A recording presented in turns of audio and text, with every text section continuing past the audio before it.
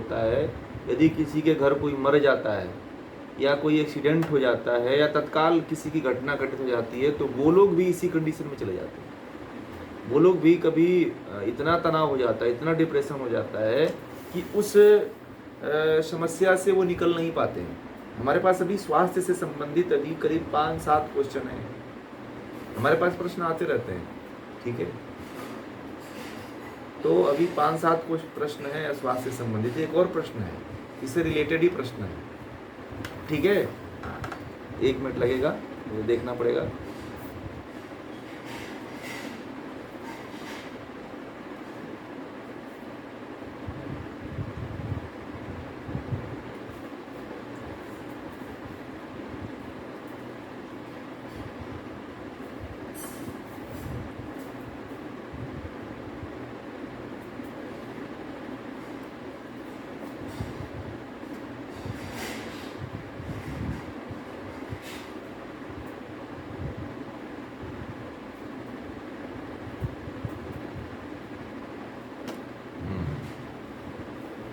ये एक बहुत अच्छा प्रश्न है। देखिए, इनका ये प्रश्न है कि मैं रात में ये लड़का है, कोई 28 साल की उम्र है, और ये ऐसा कह रहे हैं कि मतलब मैं अकेले नहीं सो सकता हूँ, मेरे पास सोने के लिए कोई ना कोई चाहिए। 28 साल इनकी उम्र है। अगर मेरे साथ कोई अकेले नहीं हुआ तो मैं सो नहीं पाता हूँ। और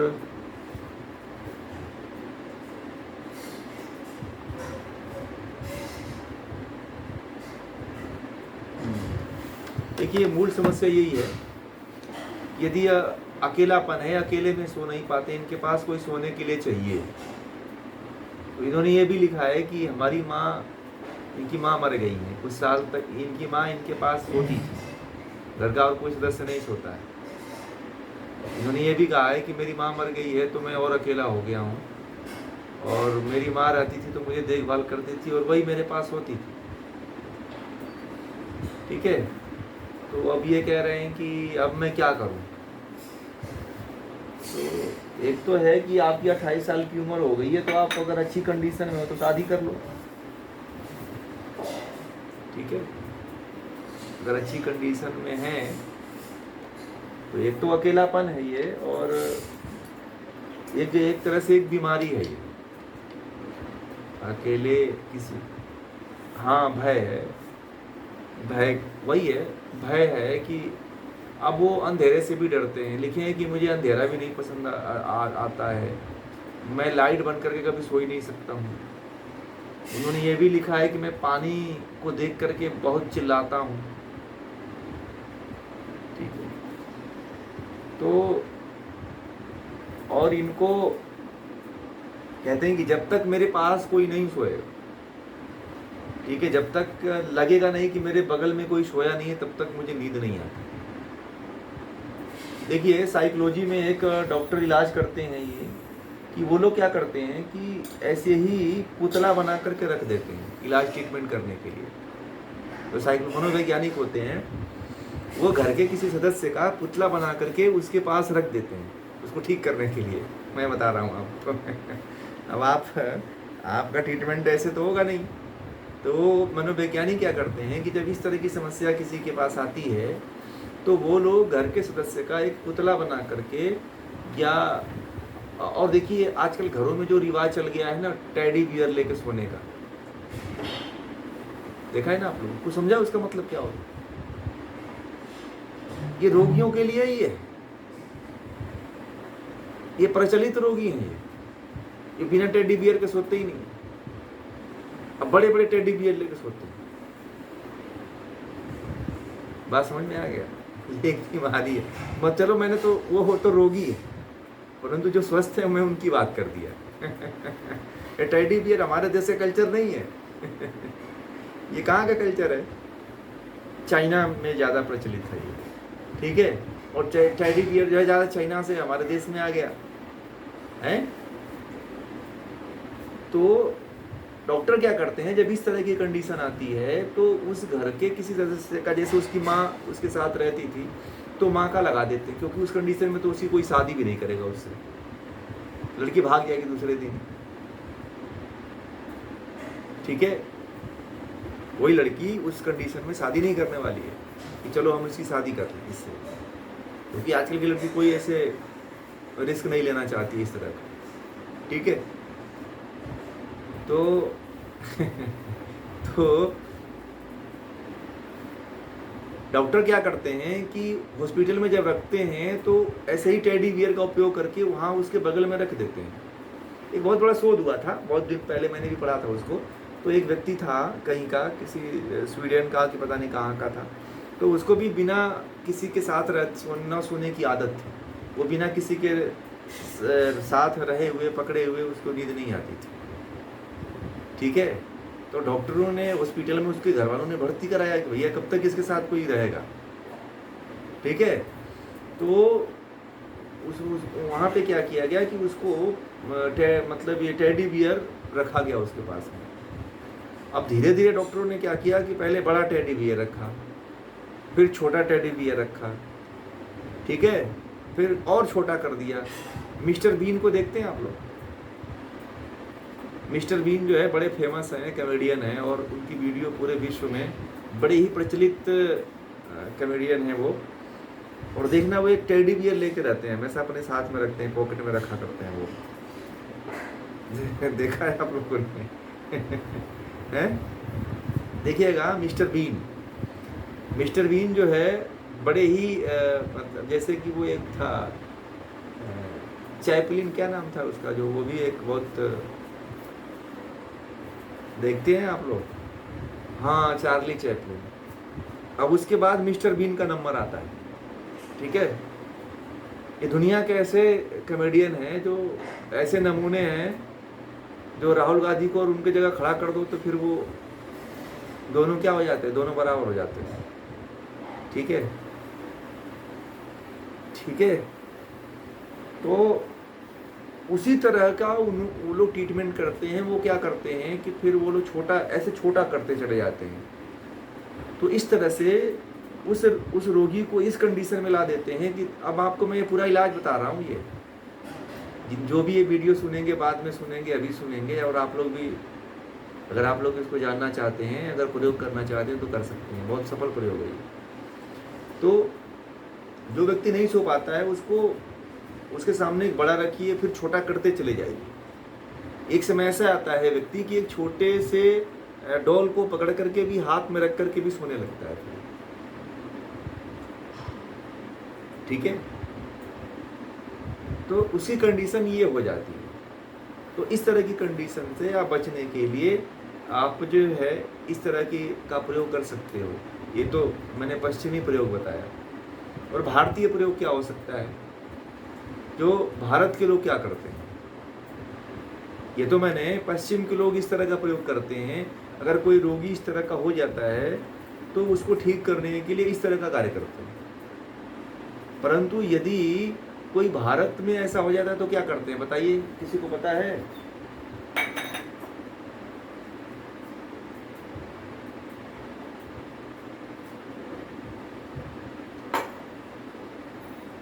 एक तो बात आपकी दोनों सही है, परंतु भारत में एक पारंपरिक रीति चलती है इस बीमारी को ठीक करने के लिए। ऐसा नहीं कि ये बीमारी कोई पश्चिम के लोगों को ही होती है, ये बीमारी भारत में भी लोगों को होती है।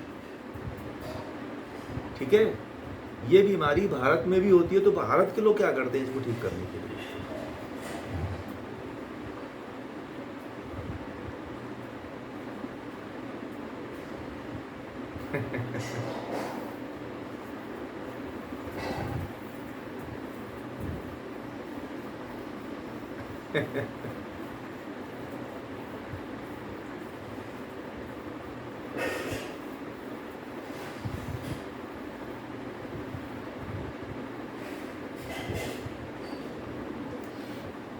मैं बता रहा हूँ भारत में क्या करते हैं लोग।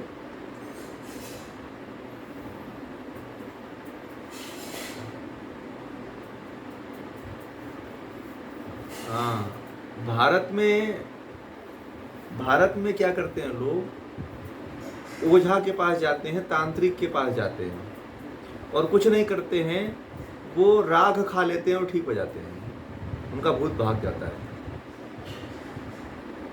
ठीक है, वो डर समाप्त हो जाता है। ओझा कहता है कि फलाना काम करना पड़ेगा, तेरे यहाँ से जो तेरा भूत है ना, तेरे जो पकड़ रखा है, तो वो ठीक हो जाएगा। भारत में एक बहुत पारंपरिक तकनीक चलती है। अथर्ववेद का एक सिद्धांत था कि भारत में लोगों को मूर्ख बनाने के लिए ओझा तंत्र का प्रारंभ किया गया था। तांत्रिकों का एक झूठा माया जाल रचा गया था। ठीक है, जिसके तहत ऐसी बीमारियों का, जितनी मानसिक बीमारियां होती हैं उसमें माया एक मतलब एक नेटवर्क बनाया जाता है कि लोगों की मेंटल को डाइवर्ट किया जा सके। तो उस समय जो तांत्रिक हमारे देश के हुआ, ओझा सोखा हुआ करते थे ना, भुआ ओझा तांत्रिक जो हुआ करते थे, वो लोग ऐसी योजना बनाते थे इस तरह के रोगियों को ठीक करने के लिए कि वो रोगी समझता था कि मेरे अंदर से भूत निकल गया, डर निकल गया, परंतु वास्तव में कुछ होता नहीं था, एक प्रयोग होता था। यह रोगियों को ठीक करने की भारत में एक तकनीक थी, तांत्रिक प्रवृत्ति। ठीक है, जो आज भी गांव में होती है। कहते हैं कि ये खा लेना, एक फूल खा लेना, एक लौंग खा लेना, ये एक राख शरीर पे लगा लेना तो तेरे अंदर भूत नहीं आएगा, ये जंतर बांध लेना, है ना, ये माला पहन लेना तो तुम्हारे कुछ नहीं आएगा, ये कर लेना, ये चढ़ावा चढ़ा देना, है ना, ये दीपक जला देना, ये अगरबत्ती जला देना तो ऐसे ऐसे हो जाएगा। तो भारत में यह स्थिति इस तरह से ठीक की जाती है। ये वास्तव में डर है। क्या है ये? डर है। और किसका डर है? मौत का डर है। और ये कौन सा वो है, वृत्ति है? हाँ, अभिनिवेश। ये अभिनिवेश नामक वृत्ति है। ठीक है, जो भय उत्पन्न करती है कि मैं मर जाऊंगा। ठीक है, ये अभिनिवेश नामक वृत्ति है जो ये भय उत्पन्न करती है कि मैं मर जाऊंगा, मुझे कोई मार देगा, मुझे कोई भूत पकड़ लिया है, मुझे मेरे साथ कोई घटना घटित हो गई है। ठीक है, तो इस तरह की घटना मतलब कि उसके साथ घटित होती है। ठीक है, तो उसको ठीक करने का एक माध्यम भारत में बनाया गया कि उस तरह का यदि होता है तो तांत्रिकों के पास भेजा गया कि तांत्रिक उसे मूर्ख बना सकता है। ठीक है, जो मेंटली डिस्टर्ब होते हैं, आप उसे जितना मूर्ख बना दोगे वो जल्दी ठीक हो जाएगा। ठीक है, सबसे बेस्ट तरीका बता रहा हूं, जिसको जो मेंटली डिस्टर्ब है उसे जितना मूर्ख बना लो। ठीक है, उसे आवा काबा बाबा का जीन का सब ला करके बोल दो कि मैं जीन को पकड़ा हुआ हूं, तुम्हें ठीक कर दे जाओ, तो मान जाएगा। मैंने ये चढ़ावा चढ़ा दिया, तुम्हारा काम हो जाएगा, बस ठीक हो जाएगा।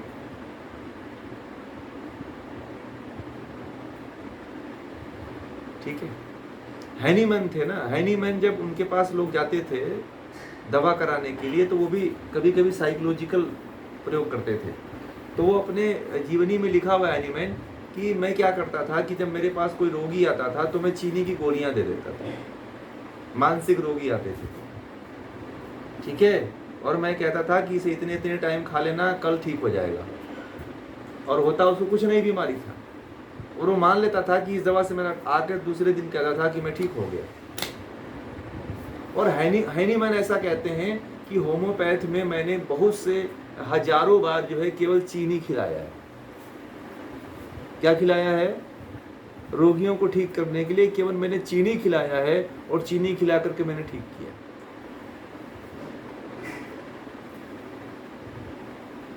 समझ में आ गई?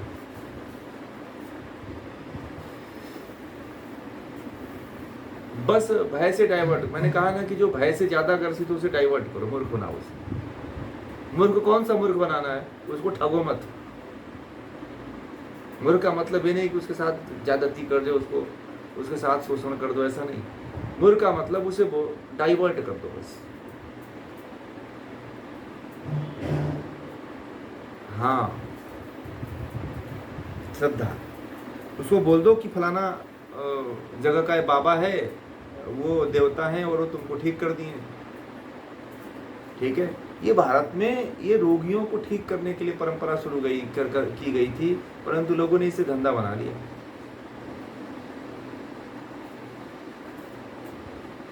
ठीक है, और विदेशों में टेडी बियर चलता है। टेडी बियर आज की परंपरा थोड़ी है। टेडी बियर जो है मतलब हजारों साल पुरानी परंपरा है। आप लोगों को बता दें, जो आप लोग सलवार सूट और जो पैंट शर्ट टाई लगाते हो ना, ये अंग्रेजों के 50 पीढ़ियां 100 पीढ़ियां पहन चुकी हैं। आप जो टी शर्ट पहनते हो, जो पैंट पहनते हो, जो लोअर पहनते हो ना, आप लोगों को लगता है कि ये लोअर टी शर्ट ये नए जमाने का है। आप लोगों को पता है कि जो आप लोग पहनते हो ना, ये नया जमाना का नहीं है। उनके दादा परदादा सब ये पहन चुके हैं, और उनके पुराने टेक्निक को और उनके पुराने मॉडल को आप अपना रहे हो। कुछ नया थोड़ी कर रहे हो आप। बस ये है कि उनका जो कल्चर है उनको आप फॉलो कर रहे हो और अपनी कल्चर को बोल रहे हो।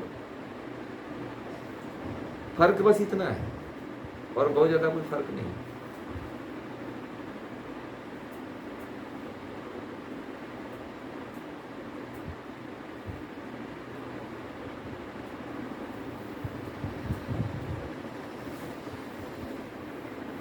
नहीं, साड़ी नहीं रही है। साड़ी के अलावा बहुत से पहनाव रहे हैं। ये तो साड़ी कोई पहले का थोड़ी रहा है, प्राचीन थोड़ी रहा है। साड़ी से पहले भी पहनावे रहे हैं, एक पहनावा थोड़ी था वो परंतु जो वो पहनावा होता था वो एक मतलब आदर्श पहनावा होता था। ठीक है, जो पहले का पहनावा होता था वो आदर्श पहनावा होता था। ठीक है,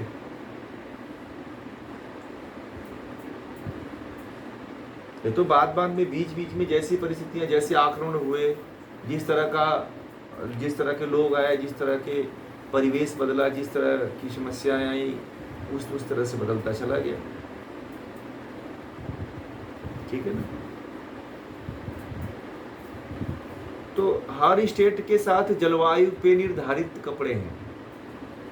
ठीक है, जैसे कि मान लीजिए गुजरात है, तो गुजरात में जो कच्छी कपड़े होते हैं वो लोग ऐसे कपड़े पहनते हैं जो उस वहाँ की जलवायु के अकॉर्डिंग थी वो कपड़े। मतलब वो कपड़े तो खाली गरबा में पहनते हैं, वो भी दिखाने के लिए, 1 घंटे 2 घंटे के लिए है? अब महाराष्ट्र का जो कपड़ा था, जो पहनावा था, उत्तर प्रदेश का जो पहनावा था, बिहार का जो पहनावा था, और आपका साउथ का जो पहनावा था, साउथ का पहनावा बड़ा सिंपल, वो साउथ का पहनावा लगभग पूरे भारत में था। ठीक है, भारत के लोग वैसे जो है सिले कपड़े नहीं पहनते थे।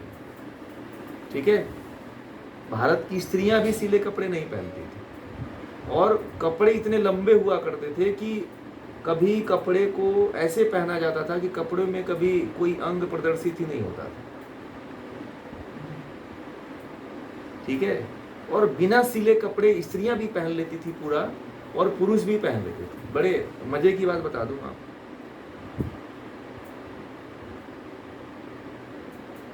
एक ही दुपट्टा होता था, एक साड़ी लंबी होती थी जिसमें सारे अंग ढक जाते थे। अब तो अपने पास कई तरह के कपड़े पहनो तो भी जाकर शरीर नहीं ढकती है कि नहीं। एक कपड़े को पहनने के लिए कई बेल्ट लगाने पड़ते हैं, कई तरह के पिन लगाने पड़ते हैं, तब जाकर के वो टिकता है। बटन लगाने पड़ते हैं, धागे से सिलना पड़ता है, तब जाकर के कोई वस्त्र शरीर पर टिक पाता है।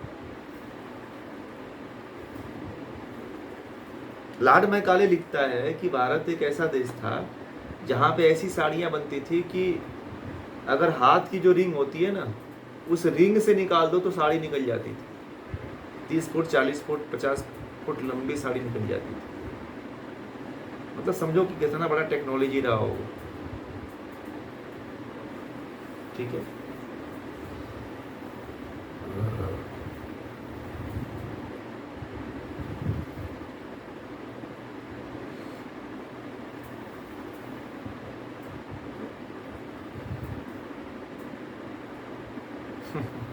वो सब पहले का है, कुछ यूनिक नहीं है।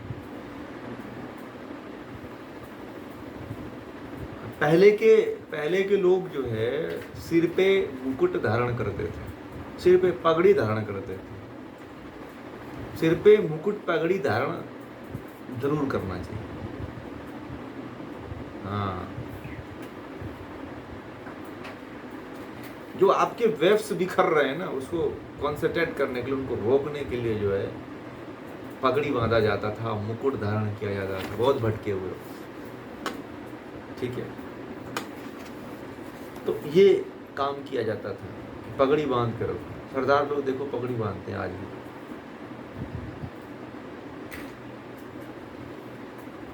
हाँ, वो भी हाँ, वो तो एक कारण है ही है।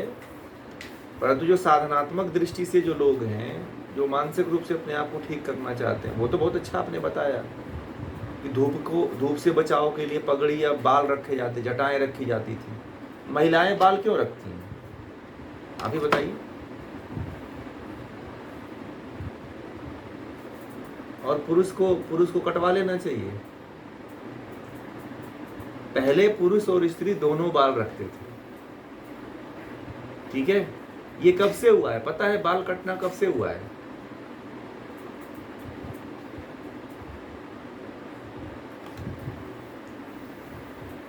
बताइए, कुछ याद है? हैं? हाँ, जब से अंग्रेज आए हैं तब से बाल कटना शुरू हुए। हाँ, सब दाढ़ी बाल सबका था, धीरे धीरे आ जाएगा कुछ समय बाद। ये 17वीं शताब्दी में, 16वीं शायद नहीं, औरंगजेब के समय में, औरंगजेब जो है प्रतिदिन जो है लोगों का जो चोटी कटवाता था, 40 मन चोटी कटवाता था। कितना? प्रतिदिन जो है 40 मन चोटी कटवाता था, ठीक है। ये औरंगजेब के समय से, अंग्रेजों के काल से तो था ही, अंग्रेजों ने और पाबंद कर दिया। ये औरंगजेब के समय में और ज्यादा हो गया। नहीं तो भारत में स्त्री पुरुष दोनों बाल रखते थे। और भारत में कर्णवेद होता था, कर्णवेद संस्कार होता था। सबके कान छिदे रहते थे, और अपने बच्चों का कान जरूर छिदवा दिया करिए, चाहे लड़का हो चाहे लड़की हो, ठीक है। इससे क्या होता है कि हार्ट से संबंधित बीमारी, डायबिटीज से संबंधित बीमारी से बचा जा सकता है, ठीक है।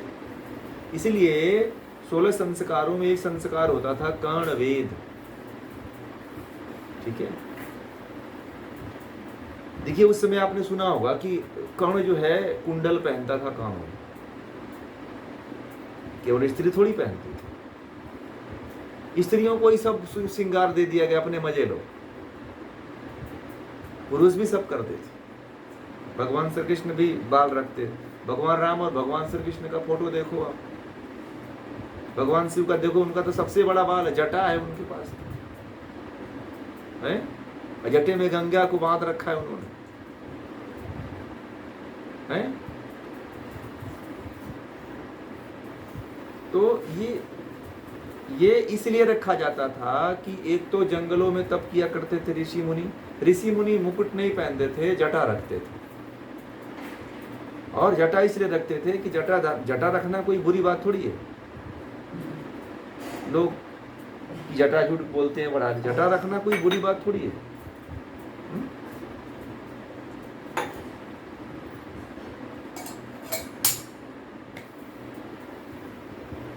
महिलाएं देखना, ये जो बाल रखने से जो क्या होता है कि कॉन्सेंट्रेट पावर बढ़ती है। जितना महिलाएं एकाग्र होती है उतना पुरुष नहीं होता है। पता है आप लोगों को? एक बहुत बड़ा रिसर्च हुआ है जिसमें ये पता चला है कि महिलाओं की कॉन्सेंट्रेट क्षमता बहुत ज़्यादा होती है, क्योंकि वो अपने चोटी वाले भाग को नहीं काटती। उनका चोटी वाला भाग कभी कटता ही नहीं। आचार्य चाणक्य जो है जीवन भर अपने चोटी को नहीं काटे, जब से उनका उपनयन संस्कार हुआ था। तो कोई महिला ऐसी है जो अब अपनी चोटी कटवा देती है? हाँ, आजकल की ऑफिस में काम करने वाली महिलाएं अब तो काट ले रही हैं, लड़कों जैसे बाल रखती हैं। अब तो महिलाएं लड़कों अब पुरुष जैसे बाल को एकदम साफ करवा के चलती हैं, टोपी लगा के चलती हैं। ठीक है, तो बाल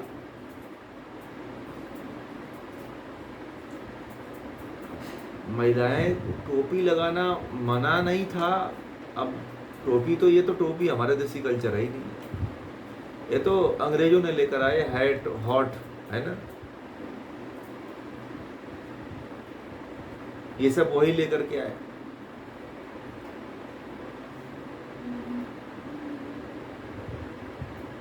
हाँ हाँ, बाल है ही नहीं तो टोपी लगाओ,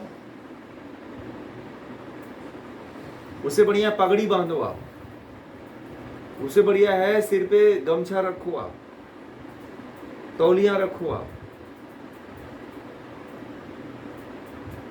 अरे गांव में नहीं, जितने किसान हैं सब बांधते हैं अभी, सारे किसान जाओ देखो कहीं भी भारत के किसी भी राज्य में चले जाओ, हर राज्य का किसान जो है सिर पे पगड़ी बांधता है, गमछा बांधता है, सिर पे रखता है। खेत में काम करते हुए देखना आप, वो लोग जब काम करते हैं तो सिर पे गमछा बांध के रखते हैं।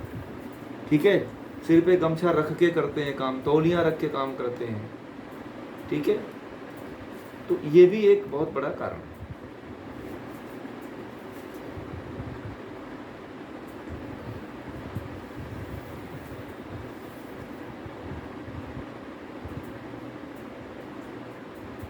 नहीं, पल्ला रखना तो ये एक सम्मान देने का प्रतीक है, और एक जो है और मुसलमानों से जो है, मुसलमान क्या करते थे, घूंघट प्रथा इसलिए चलाई गई थी भारत में कि मुसलमान जो आते थे ना, तो वो देखते थे कि जो स्त्री सुंदर हुआ करती थी और थोड़ा उनको आकर्षण लगता था तो उनको उठा ले जाते थे। ठीक है, और हमारे देश में 2 काम मुसलमानों के समय से शुरू हुआ, एक तो रात में विवाह होना, ठीक है, और दूसरा जो है घूंघट प्रथा। इसलिए हुआ कि मुसलमान एक ही काम करते थे, लूटते थे और महिलाओं को उठा ले जाते थे, धन लूटते थे, रेप बलात्कार करते थे, उठा ले जाते थे। तो इसलिए जो है कभी भी किसी भी लड़की की शादी जो है रात में नहीं, दिन में नहीं होती थी।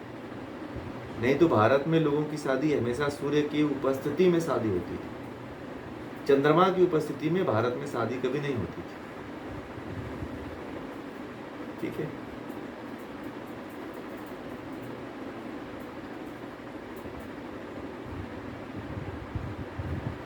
वो देखिए वो चीज़ सही नहीं है। वो जितना, अगर आप पंडित जी को कुछ पैसा वैसा दीजिए तो दिन में भी हो जाता है। ठीक है, परंतु असली टाइम जो है, असली जो टाइम होता है विवाह का, वह जो है दिन का ही होता है। सूर्य की कभी भी शादी करिए सूर्य की उपस्थिति में करिए। ठीक है, विवाह करिए, कोई भी अच्छा काम करना हो, भारत में, भारत के लोग जो है, भारत का नववर्ष कब प्रारंभ होता है, सूर्योदय के बाद, और रात को 12 बजे थोड़ी हैप्पी न्यू ईयर बोलते हैं भारत में। भारत का नया साल कब है, चैत्र शुक्ल प्रतिपदा को नया साल मनाया जाता है। ठीक है, तो रात को नहीं होता है, रात को तो ये जो ईसाइयों का जो नया वर्ष है वो मनाया जाता है। तो इस तरह से जो है ये बहुत सी बातें हैं जो इसमें कारक बनती हैं। ठीक है, बीमारियों में, रोगों में, परंपराओं को छोड़ने से, और जो कहीं ना कहीं हमें कहीं ना कुछ पालन करते रहना चाहिए, देखना चाहिए कि क्या हमारे ऊपर इसका प्रभाव पड़ रहा है। ठीक है, अब मैं बताऊं, जो एक दिन मैं एक सोशल मीडिया पे एक पोस्ट पढ़ रहा था, तो किसी ने डाला था कि जो महल बना लिया है वह फार्म हाउस की तरफ जाना चाहता है, जो फार्म हाउस जो गांव फिर लौट करके गांव में ही जाना चाहता है। वो घर, अगर कोई बहुत अमीर व्यक्ति है तो वह गांव जैसा घर बनाना चाहता है। ठीक है, और कोई बहुत ज़्यादा पैसे वाला हो गया तो देखना उसका घर जो है गांव जैसे बनाना चाहता है, कि जहाँ पे गाय हो, खुला खेत हो, खलिहान हो, ऐसा घर खरीद रहे हैं लोग, बड़े चॉइस हो रहा है। आप तो आप बिल्डर हैं, आपको पता होगा। आजकल लोग जो शहरों में रह करके जब पक चुके हैं, थक चुके हैं, तो वो कहाँ भाग रहे हैं? उनको अब देखिए, अब लोगों की चॉइस ये हो गई है कि फार्म हाउस वाले घर लेंगे। अब लोग कोई फ्लैट या कोई डुप्लेक्स या कोई सिंगलेक्स या कोई इस तरह का ट्रिपलेक्स या फोरलेक्स वाला नहीं लेना चाहते हैं। क्या लेना चाहते हैं? उनको फार्म हाउस वाला घर चाहिए, पहली परंपरा में, कि गाय बांध सके, यहाँ पे बच्चे आंगन हो, यहाँ पे द्वार इतना बड़ा हो, खेलने का स्पेस हो, घास हो, पेड़ पौधों हो। इस तरह का घर लोग सबसे अधिक पसंद कर रहे हैं, जो सबसे अमीर व्यक्ति हैं। और वही गांव का जीवन छोड़ करके शहर आ गए। ठीक है, तो वो व्यक्ति फिर गांव की तरफ आना चाहता है। अरबों रुपए कमाने के बाद कहाँ आना चाहता है? उसी गांव की तरफ लौट रहा है भाई। आप लोग समझ, जो गांव में है वो शर्मिंदा महसूस ना करे। वो ये जान ले कि जो शहर वाला है ना, जो करोड़ों रुपए कमा करके फिर गांव की तरह ही जीवन जीना चाहता है।